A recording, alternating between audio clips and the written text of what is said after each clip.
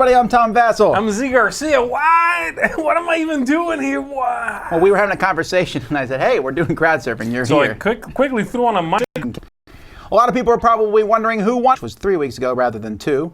And we'll tell you right after these messages, or eventually, later on in the show. Let's get to the news.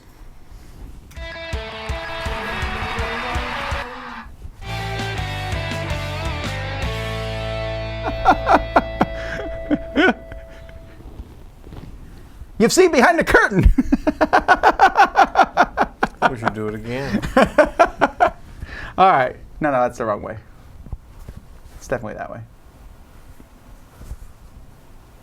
Nope, you're wrong. Oh, you're right. I'm wrong. Okay. All right, folks. So we're going to take a look here at some Kickstarters that are going to be ending in the next couple weeks. So let's get started here with the Ancient Dragon Dice Set. Wow. I make like a panther roar for any kind of creature. Well, this one hasn't funded yet. It has 43 hours, but they're going to It's almost there, right? They're going to call Mom and she'll fund it if it doesn't make it. I'm not like keen on these. They look pretty, but can you tell the difference between a 1 and a 2? I don't know where the numbers even are. Right there. Nope. They look cool, right? But they look like a weird sort of found creation thing. I like that. If you're someone who loves, the idea of these dice are from history, I like that. But sure, they don't seem particularly fun. The numbers. Sure, that works. I've seen dice like that before. And that's fine, that you roll it. But they're still almost impossible to read all these. That's like a D2, I'm pretty sure. That's a D20. Isn't it basically a coin? It looks like a coin. Sure, and then whatever side it falls on, one of those is going to be, there's probably 10 numbers on each side. I like dice, that's why I show it off, but no. Nah. All right. What else you got? Here's my pick of the week, Tainted Grail, The Fall of Avalon. Whew. Mm-hmm. And this is there's 43 hours to go, and those numbers are... The numbers. We're literally watching the numbers going. Yeah, they wanted 50,000. I think they got their goal. I think they're okay. But this is really, at this point, Awakened Realms is the new CMON to some degree. This is actually one that you might like the theming of this. I don't know if you like the heaviness of it. Right. I think, and I think generally for content, they do lean a little bit more towards the darker, more mature themes than CMON, for the most part. So from what I can tell, this is almost like a board game version of Seventh Continent. Okay. Where you're going to go through the whole book. These are the same guys who did this War of Mine. So they're no stranger to the whole paragraph thing, and you're going to go through. It's a King Arthurian legend, but it's a dark one. Right. Okay. I really don't know anything about this. I'm not doing a bit. I don't know. Yeah, I don't want to come across like the person you're trying to sell a knife to who's never cut anything. No, that's true. How does this work? No, but there's these things that are like that you need to kind of go around and light up, and they'll light the area around, and you have to go find more of them to grow the board. And then there's gazobs of encounters and stuff. The early previews of this have been very positive from everybody. It's been very good. I haven't played it. They showed it to me at Essen. It looks interesting, looks neat. If it's anything like their last couple games, component quality, just amazing. Sure. And 2 people have won a copy, which we'll tell you at the end of the show. All right. That's awesome. War for Chicken Island. Okay, that's cute artwork. I like the cartoons. This was canceled before. It was only 54% funded. So try. I mean, something changed. They changed something massive because that's pretty good funding. They're thoroughly funded, yeah. Well, maybe it used to be a different kind of animal island. You want the mecha chicken dragon? That's pretty cool. I like that. Yeah, well, I was just telling people that... it's a miniatures game? It looks like it. I mean, I see hexes, I see a bunch of dice. It looks like that kind of game. It looks light, though, which is fine. What I was telling people is I like to see nice miniatures that aren't necessarily full of tentacles every once in a while. Sure, I get that. And this looks like it's going for that. These are neat-looking minis. Oh, man. Golems versus chickens. Look at that chicken, man. This guy's called Overkill. He doesn't look like... If you tell me to guess his name. The guy next to Mega Death. Il Palazzo? What is that? Oh, wait. Il pollaio. I believe that's Italian-ish for the chicken. Easy to learn. It's a gateway skirmish game. Okay, so it's looking like almost like what do you call it? The Heroescape style. Yeah, the one you like. Yeah. All right, cool, All right, that looks cool. Alrighty, jumping to Ogre Battlefields. This is the expansion for Ogre. Oh, an expansion. You know what Ogre really needed, though? Was an expansion. What I think is funny is because the original Ogre, after they finished it, it took like years, and they said, we're never doing this again. Oh, that meant they weren't doing exactly that again. They're doing something just more close giant enough. Maps, more units, more counters, more stuff. I guess... There's a group of people who are going to be loving this. Actually, what's the funding at? I assume it's... 100,000. I mean, the original one... That's great. I mean... The original one did much bigger, like 900,000. Okay. Well, of course, it's an expansion, so... Right. All right. That's wild. This one, Chess to Go game system. Now, I picked this one. It barely reached its goal, okay? Right, okay. Obviously 40 printed on a 3D backers. printer. Yes, but where was it in here? It has... I think they were saying that there was trillions of game setups. It looks like basically an abstract path building, combat game, I assume. It's like, Okay, so that looks like checkers. no, it's called Jumps. Okay, get the name right. This is not your typical checkers or drafts game for sure. Jumps is kind of like checkers, but with a larger board and some new rules and pieces. Get yours now. All right. Not checkers. Wait. This is. Oh, Snapple. Okay, that one's called Jumps. The next game is called Jumps with a Z at the end. This is for the younger crowd. You can't handle this if you're over 30. And you need 2 more color pieces. All right. Oh! Jumps 3. The Return. Are they trying to make fun of themselves? All right, Revenge. The kings and princesses are gone. All right. It looks amazing, honestly, but the renderings, But this one's just called Princesses. Okay, so there's like a gazillion games apparently. whatever this stuff is made out of, Wars. looks cool, but I would actually not be opposed to getting a copy of this to mess around with. I'm not going to play. Here it is again. There's Wars. And then Wars 3. They skipped right over it, And then Wars. That one's got the zombies in it. Oh, and Wars. All right. Wait, how long is this Kickstarter page? We're halfway through. Oh my God! Oh, there's just War. I'm confused. That one, now you flip over a card and you see who the winner is. It's the classic game of chess, blended with the uncertainty of Stratego, plus the randomness of dice. That's not a selling point. No, that sounds good. That's how you pitch a movie in an elevator. Oh I my know that goodness! much. Oh, okay. I almost want to get this just to get all these pieces. I want to make my own game with all this stuff. I didn't look to see how much it cost, Call it though. Deaths. How much do you think the game cost? $70. Oh, no, you get it by color. Well, okay, so if you get 4 40. colors, it's 80. Okay. So I was right. Wait, this one is one full game in black and white, but it's only 2. Yeah, it's limited to 2 copies, and there's 1 left.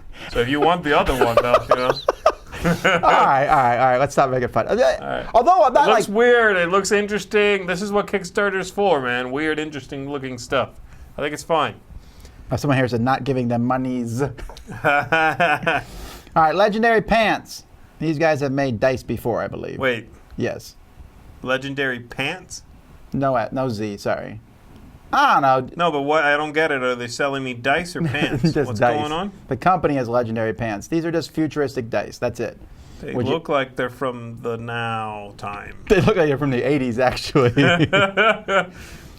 They just have pips. I mean, they don't have pips. They have the number. Is that the deal? Yeah, I guess. It's okay. How much is a set of these dice? $8? $9 for one set? 16 for 2? What's one set? 21 for 3? Is 4 going to be... 9 dice is one set? 4 should be 24. What? Come on, tell me it's 4. That's right. 5 would be 30.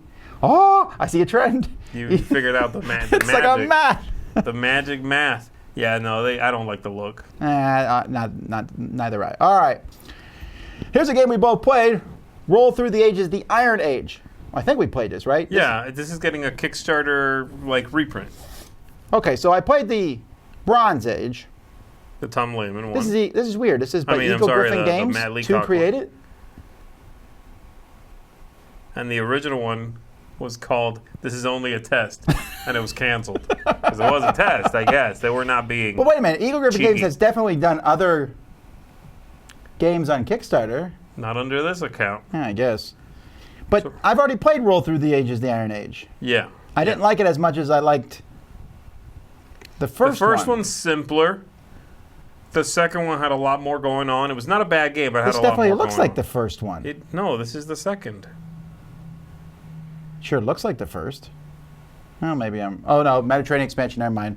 Yeah, That this was is the definitely- second. It's the second. I wonder if they put my review in here. Probably not. You say you didn't like it very much. It was okay compared to the first. I liked it okay. Yep, they didn't put it through. All right.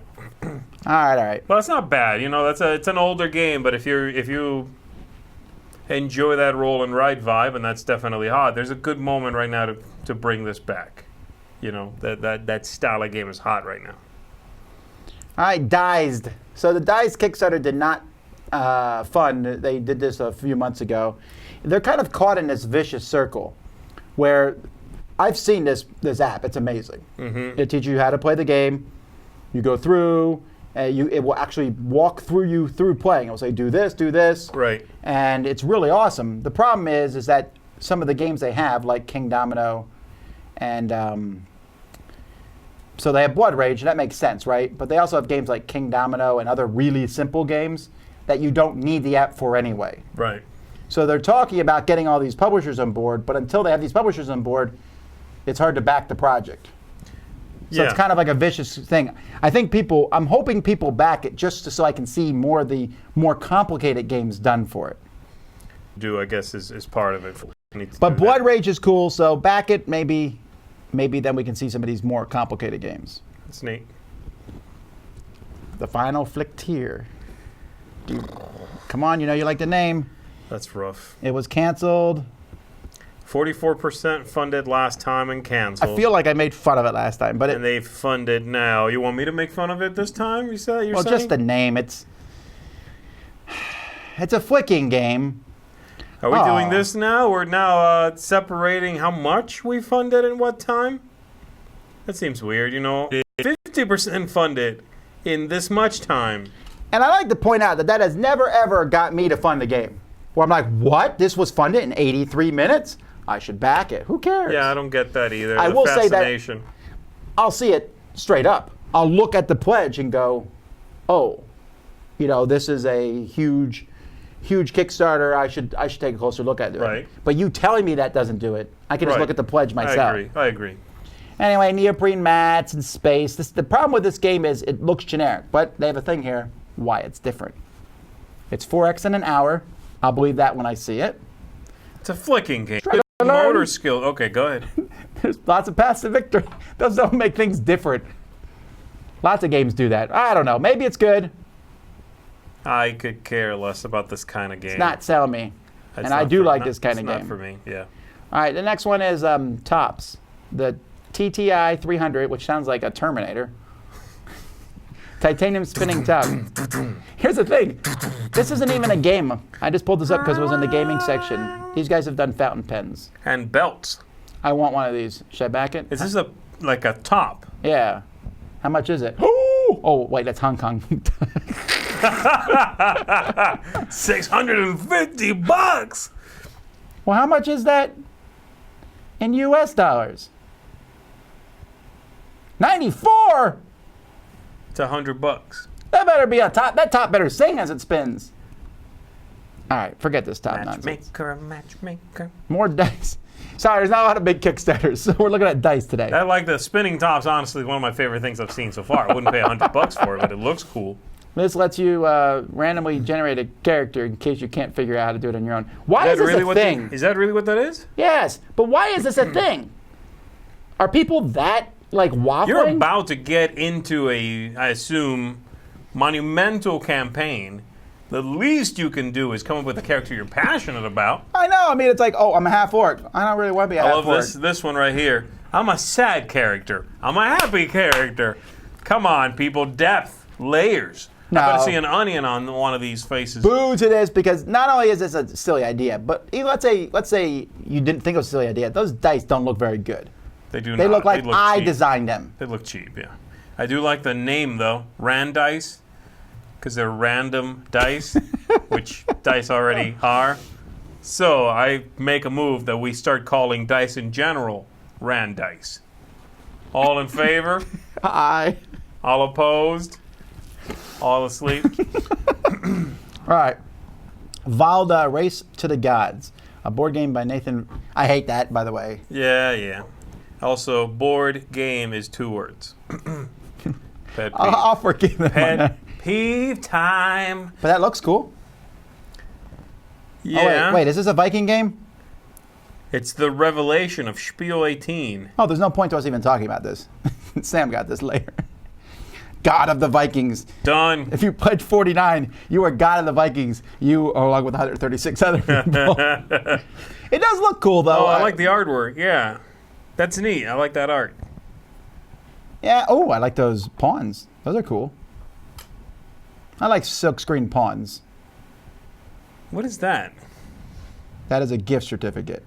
You can give it to somebody. And this is a gift of the gods for Z Garcia from Tom Vasel. Merry Christmas. I like it. You filthy animal. Yes, I like it more. They're not actually not showing the game. Come on, stop telling me I can buy 5 copies of it. There you go. Roll dice to get resources. Okay. So far, so Scavenge good. and explore world by drafting cards. I like drafting games. Build temples, but enemies will attack you. Then you can be a different kind of god. Which gods? That depends on your playing style. You like the aggressive play style, then Surtur is your man. You like having many options to eventually use the ultimate combo, then Freya is the one for you. And so on. Sam's going to be all over this game, yeah. I'm actually not opposed to myself. This looks like they stuck more Viking in than most of these games. Looks neat. All right, cool. All right. It's kind of cartoony looking, which I Another like. one Sam will like. yeah, he's big into... Chai, an immersive tea board game. However, this one is doing pretty well. 67 is nothing to sneeze at Got a for good someone's look. first Kickstarter. It's got a really good look. Yeah, I mean, all joking aside, this whole idea of making teas, I'm on board with that. Just I like these sort of colorful, differently themed games, you know? Like this is a theme you can play with anybody. Right. Unless, I mean, they're serious coffee drinkers. They might punch you in the face.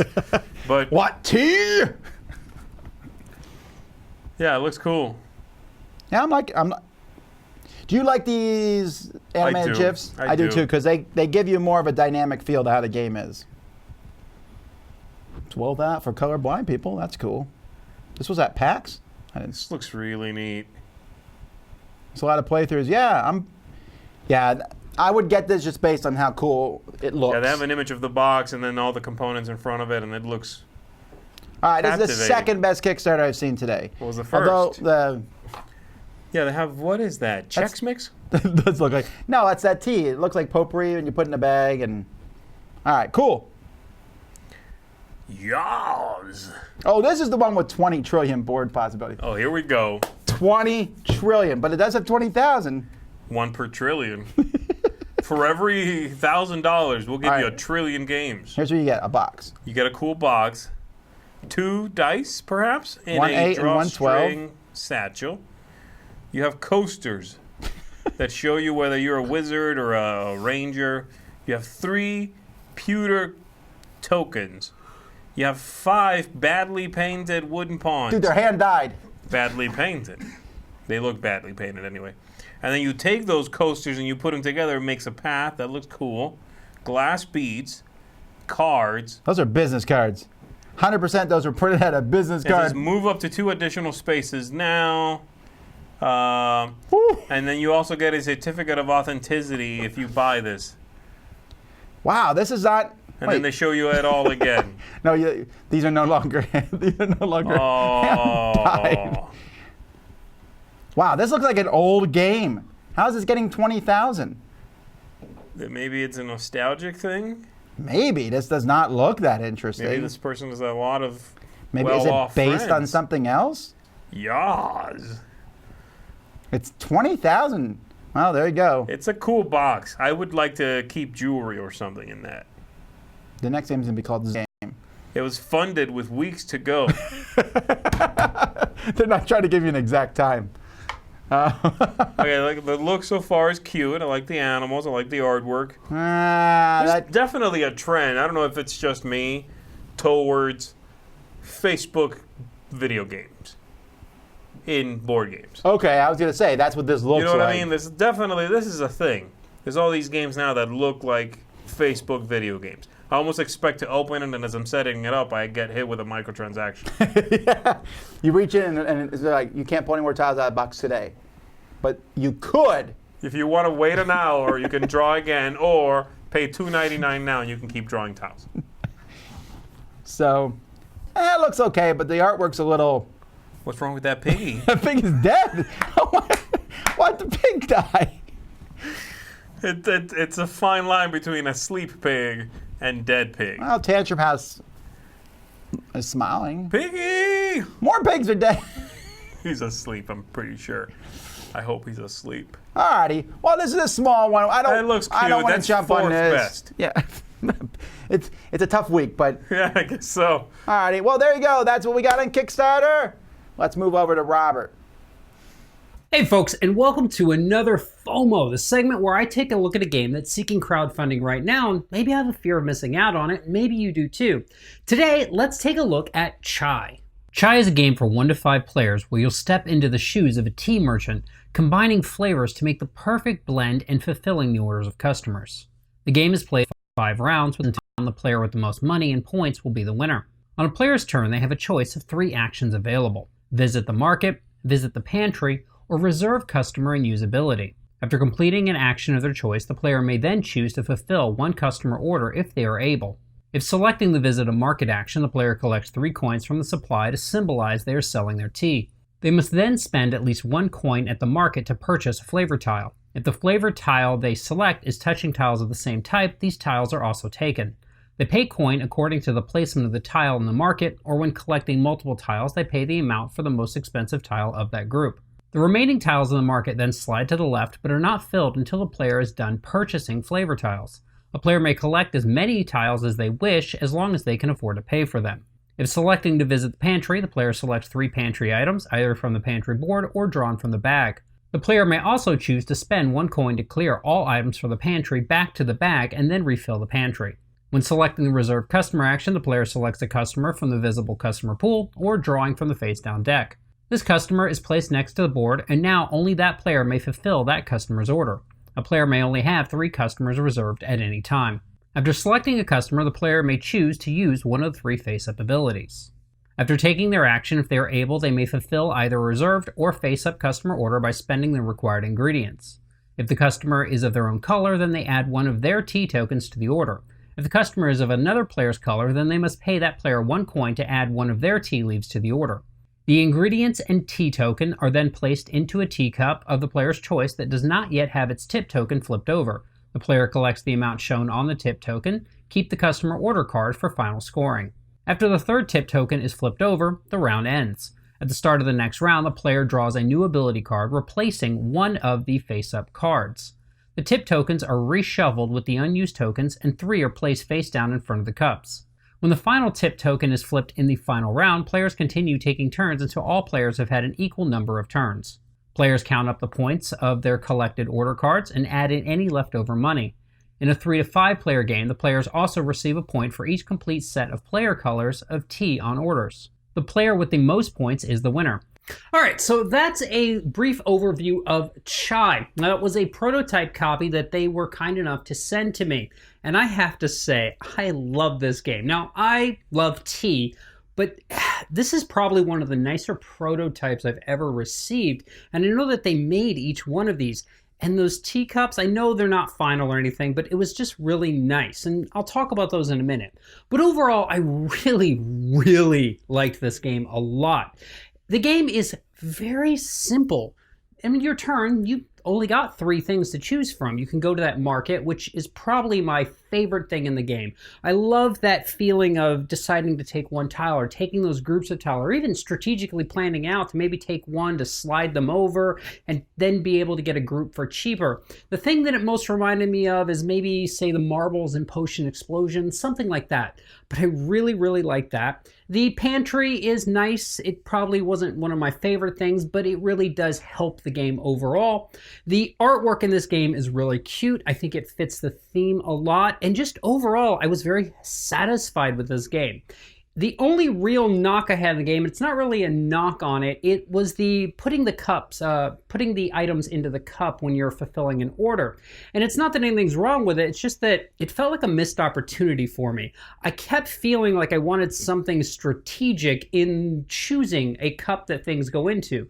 Now I know it probably wouldn't have worked out, but it just felt to me like I wanted something to happen with those, whether it be an end game scoring or something. But it's not going to take away from this game. Overall, this is a light, fast-playing game with beautiful artwork, a theme that I've not seen before, and just really something I want to play over and over and over again. I also really enjoyed the solo and cooperative mode as well, and I didn't cover it, but I really, really enjoyed everything about this game. So this is going to be my FOMO scores on the game, which also shows how much I really loved this game. And if this is something that you're interested in, there's still some time in their crowdfunding period, so go ahead and check out their Kickstarter. And I look forward to seeing you folks next episode.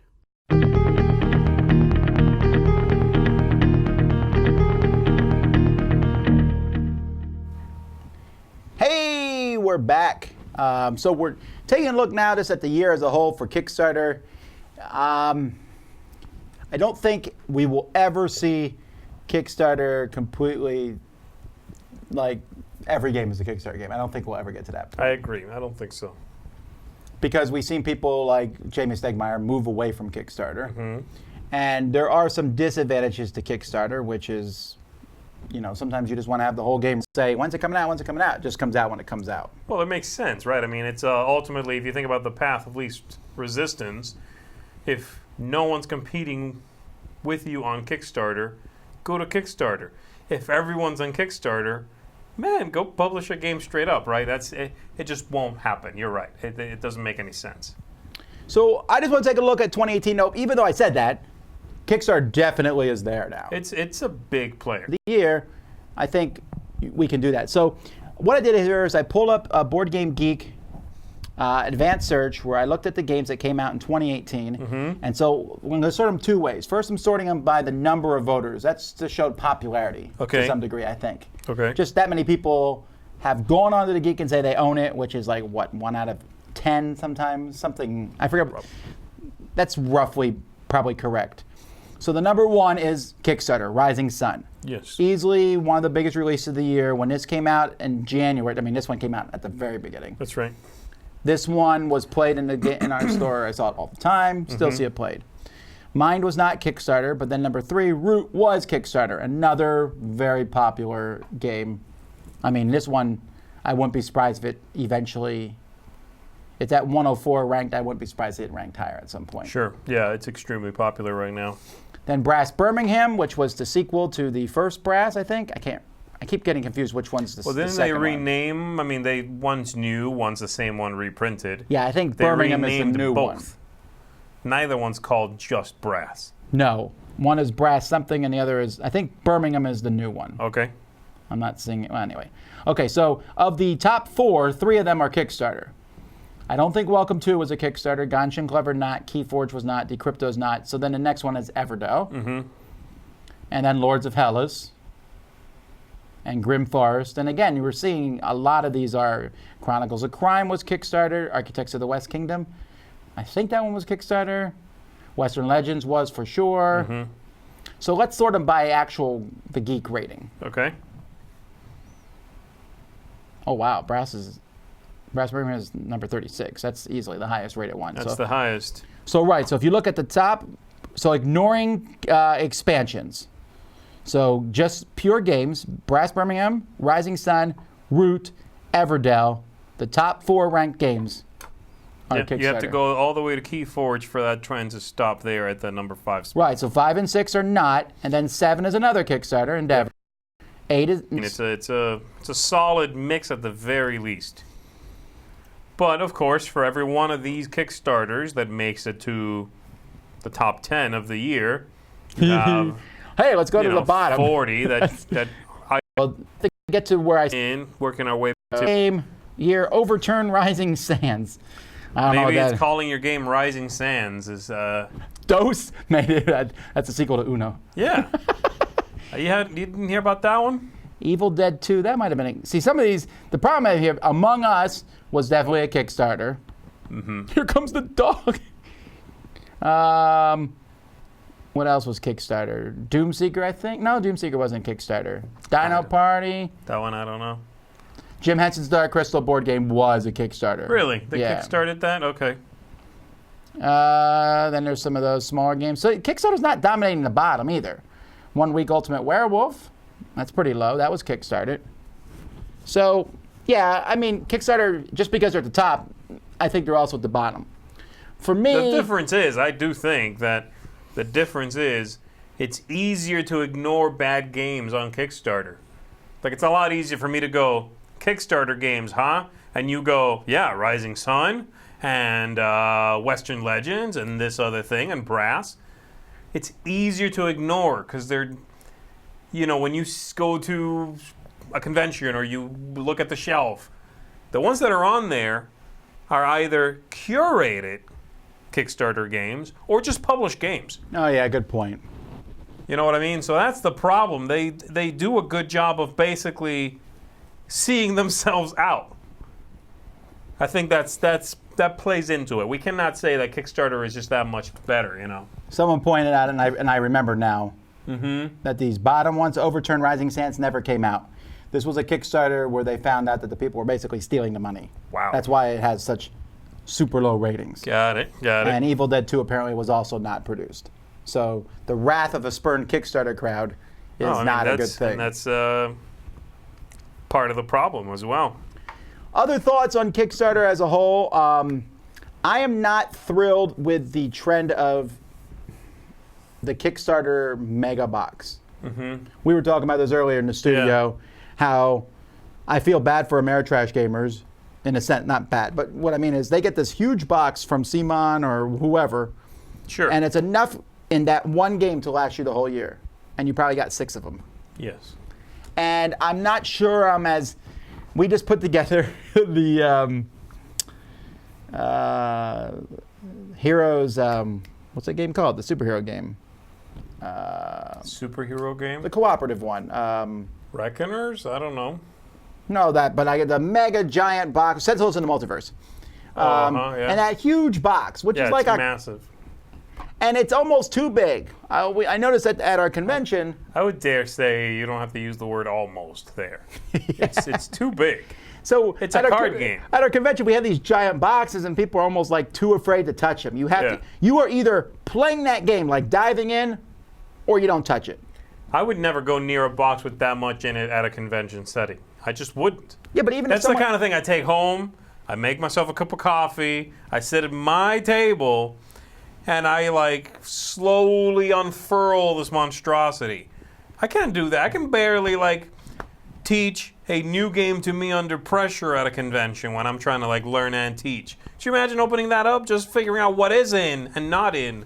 Well, that's the other trend I'm not happy with in Kickstarter is with Kickstarter games where there are literally holes in the boxes and rules that are written for Kickstarter content that you can't get. I like that one. Yeah. I'm not a big fan of read the book. Ooh, well, where are these cards? They're not in the box. Sorry, you didn't get the Kickstarter version. I know, and from experience, you don't need that stuff to enjoy the game. Sure. 100% you don't need it. But I'm going to feel like I needed it. And it's almost like a But fear it feels of like they missing. took something away. Yes. That's the difference, right? If you tell me this spot, it's like selling me a 6-pack of Pepsi, and there's like a spot for a 7th can. I'm telling you, you would feel like I'm getting ripped off, even if I was paying the same amount as I normally paid for the 6-pack of Pepsi. It's the same thing. That's what I mean. It's if you see the spot where it goes, you feel like you got ripped off, or you feel like you need it, or whatever. Yeah, it's an iffy trend. I think for me, the one that I find tricky to navigate, not that I have to very often, ties into the big box of stuff, which is, here's this game, looks cool, but you don't really know. And if you want the rest of the stuff, which could potentially be amazing, you got to give us $300 right now. So it's $300 right now, or you don't see the stuff again. Well, you can if you back their digital and they get alternate sculpts. Yeah, well, sure. But that's the tricky part. You know what I mean? It's almost like, I get it. You want to make a lot of money. You want to be able to produce this and make money and, continue the company. But people don't even know if they like the base game. So you run into two things. You get all this stuff, you start playing it, you're like, oh, I don't really like this game. Or you wait and you play the game, you're like, wow, I love this. Then where's the extra stuff? Yeah, it's tough. And it doesn't help that all the previews and stuff are overwhelmingly positive, so you really can't tell. Right. You got to go based on a couple of videos. But this is still minor. I still think Kickstarter is fantastic. Mm-hmm. I think that the big projects are tending to overshadow the good medium. Like we mentioned that chai tea thing. That looks like a good, solid project. But it's going to get overshadowed by it's not getting overshadowed this week because there's only one mega project. But like 3 weeks ago, there was like 6 of these mega projects going on at one time. And that's hard for the smaller ones to get traction. I agree. I mean, I guess that's true for anything. Back the small guy. That's anything, like movie theater. The big blockbuster is going to overshadow the indie movie that's probably a great film, but might not pull the numbers in. I almost wish that there was a way to look up big mini epic type game and then like indie, art house game. In the pudding, and I still think that if you miss out on Kickstarter projects, with some exceptions, there are some, Seventh Continent and a few others, if you don't back them, you don't get them. But for the most part, the game itself, even if you don't get all that cool extras, the games themselves, we saw Everdell and we saw Root, they're hitting the market. They're great games. You can go out and get them. So I think Kickstarter is here to stay. I think 2018 is the death knell of Indiegogo. I don't even remember the last time I looked at it. Have you? No, I haven't. Yeah, they tried. We went to Indiegogo in 2017. It wasn't a bad experience, but it's just hard not to stay with it. So good year for Kickstarter. I think we'll see more changes and more things happen in 2019. We'll make some predictions next episode. Let's listen to Jamie.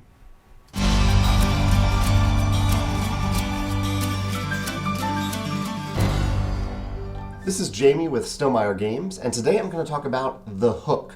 The hook is something I think about a lot when I get game submissions for my company or when I'm designing a game to publish through my company. And it's something that I would recommend other creators think about as well, particularly in the board game space. The hook is the thing that grabs someone's attention about your game or about your product. It makes it stand out from the crowd. It's not necessarily a unique thing, but it's the type of thing that maybe someone hears and they do a double take. They want to learn more. They want to dig deeper into it, and it gets them excited about your game. There are many different types of hooks, and you could choose one of the things that I'll list in a moment and just focus on that and make it a really good, appealing hook. And I've seen plenty of projects do that well. My recommendation is that you try to check off all of these boxes and have a hook for every one of these categories. First category is art and design, art and graphic design. Have really beautiful art and graphic design, and not just beautiful, like generic beautiful, but something different and unique, a hook that really grabs someone in and pulls them into that art and into that world that you're building through your game. The second hook is to have a component hook. Have a unique, special, crazy, out there component. It could even be a gimmicky component, but that adds to the experience of playing the game. Something that grabs their attention. So just think about this in terms of what the components are themselves, or at least one special component. The mechanisms. When I'm deciding if I want to buy a board game, I look at the mechanisms and I see, is there something unique here, something that really grabs me? Is there a hook in these mechanisms that makes me want to play this game, or at least try this game?